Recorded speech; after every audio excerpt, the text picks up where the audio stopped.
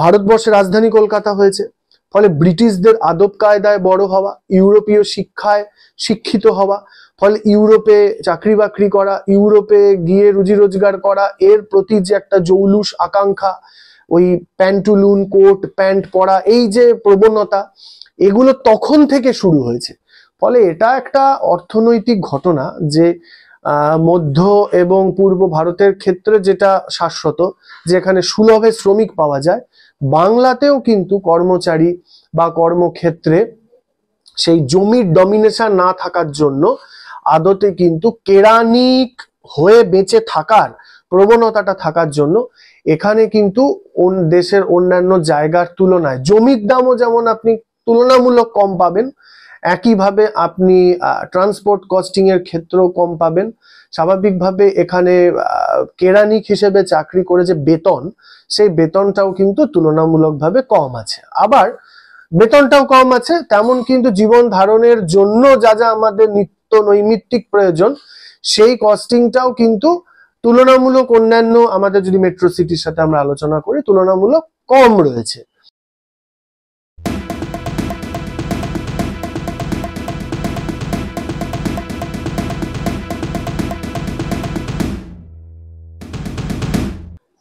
বাংলায় সস্তায় কাজের লোক পাওয়া যায়, বাংলায় অন্য রাজ্যের তুলনায় কম দামে খাবার পাওয়া যায়, তাহলে কোথাও গিয়ে কি বাজারের নিরিখে বাংলা পিছিয়ে পড়ছে? এইটা একটা খুব গুরুত্বপূর্ণ প্রশ্ন। এটার একটা বিষয় ভিত্তিক উত্তর হতে পারে। সেটা হচ্ছে, আমরা যদি মোটামুটি ভারতবর্ষের অর্থনৈতিক ক্ষেত্রগুলোকে নিয়ে আলোচনা করি, তাহলে হচ্ছে পূর্ব এবং মধ্য ভারতে সব থেকে বেশি খনিজ সম্পদ সমৃদ্ধ অঞ্চল রয়েছে, যেই জায়গাটা হচ্ছে ছোটনাগপুর মালভূমি অঞ্চল, এবং এখানে গড়ে উঠেছে বিভিন্ন রকম লৌহ ইস্পাত কলকারখানাগুলো। এবং সেখানে গড়ে ওঠার যে কারণগুলোকে নিয়ে যদি আলোচনা করা যায়, তাহলে একটা পয়েন্ট খুব গুরুত্বপূর্ণভাবে আসে, সেটা হচ্ছে যে সুলভ শ্রমিক, অর্থাৎ এখানে অল্প টাকায় শ্রমিক প্রাপ্ত করার একটা জায়গা রয়েছে। এই বিষয়টা মানে অল্প পয়সায় শ্রমিক পাওয়ার যে ব্যাপারটা, এই যে পূর্ব এবং মধ্য ভারতকে নিয়ে এই জায়গাটা রয়েছে। এবং আপনি যে প্রশ্নটা করেন যে বাংলাতে পাওয়ার একটা বিষয় রয়েছে, অবশ্যই এখানে ভারতবর্ষ একটা দেশ, ঠিক কথা, কিন্তু দেশের বিভিন্ন জায়গায় অর্থনৈতিক ক্ষেত্র কিন্তু বৈষম্যমূলক হয়, তার বিভিন্নতা থাকে। সেই অঞ্চলের ব্যবসা বাণিজ্য, সেই অঞ্চলের কতটা অর্থনৈতিক বিকাশ, তার উপর ভিত্তি করে জমির দাম বাড়ে, জমির দামের ওপর নির্ভর করে সেখানকার ট্রান্সপোর্ট কস্টিং বাড়ে, সেখানকার বাজারের দাম বাড়ে, এবং তার সাথে যুক্ত হয় সেখানে যারা বসবাস করে তাদেরকে সেই মাইনে দেওয়ার ক্ষমতাটাও তৈরি হয়। তো স্বভাবতই পশ্চিমবঙ্গের অর্থনৈতিক ক্ষেত্র সব থেকে যে জায়গাটাতে ধাক্কাপ্রাপ্ত ঘটেছিল সেটা ব্রিটিশ সরকারের সময়। কারণ ব্রিটিশ সরকার আমাদের পশ্চিমবঙ্গের কলকাতা শহরকে তাদের রাজধানী শহর বানিয়েছিল, এবং পশ্চিমবঙ্গের যাবতীয় সম্পদ তারা দখল করেছিল।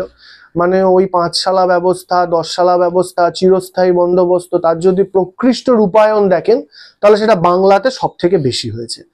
এবং আমরা যদি প্রকারান্তরে পরবর্তী সময় দেখতে পাই যে পশ্চিমবঙ্গের বড় বড় জমিদার পরিবারগুলো রয়েছে, সেগুলো কিন্তু একের পর এক ব্রিটিশদের হাতে তারা চলে গেছে। কেউ হয়তো নানা রকম উপাধি ব্রিটিশদের থেকে পাওয়ার লোভে দিয়েছে, কেউ কেউ হয়তো বাংলার জমিদার অঞ্চলগুলোকে রক্ষা করতে পারেনি।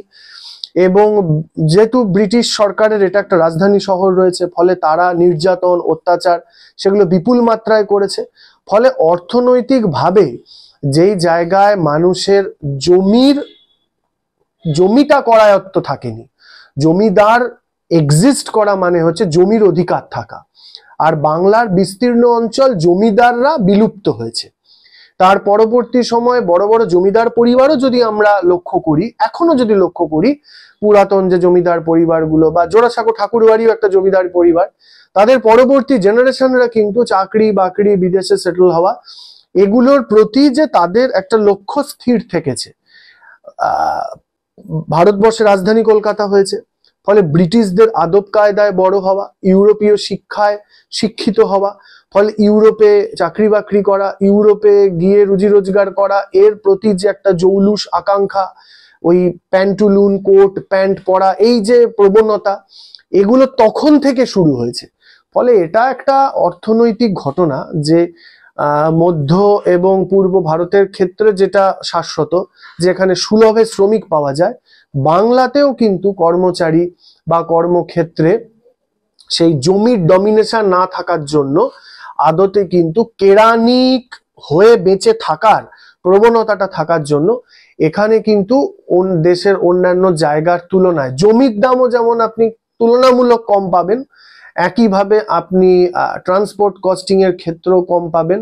স্বাভাবিকভাবে এখানে কেরানিক হিসেবে চাকরি করে যে বেতন, সেই বেতনটাও কিন্তু তুলনামূলকভাবে কম আছে। আবার বেতনটাও কম আছে, তেমন কিন্তু জীবন ধারণের জন্য যা যা আমাদের নিত্য নৈমিত্তিক প্রয়োজন, সেই কস্টিংটাও কিন্তু তুলনামূলক অন্যান্য আমাদের যদি মেট্রো সিটির সাথে আমরা আলোচনা করি তুলনামূলক কম রয়েছে।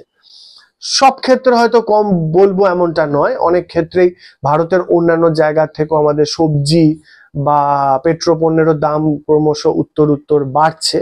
ন্যাচারালি সেইটা যদি এসে দাঁড়ায় যে আমার উপার্জন কম কিন্তু আমার ব্যয় বেশি, ভারতের অন্যান্য জায়গার সমতুল আমার ব্যয় হচ্ছে কিন্তু ভারতের অন্যান্য জায়গার সমতুল আমার ইনকাম নেই, তাহলে তো সেখানে প্রতিবাদ জরুরি আছে।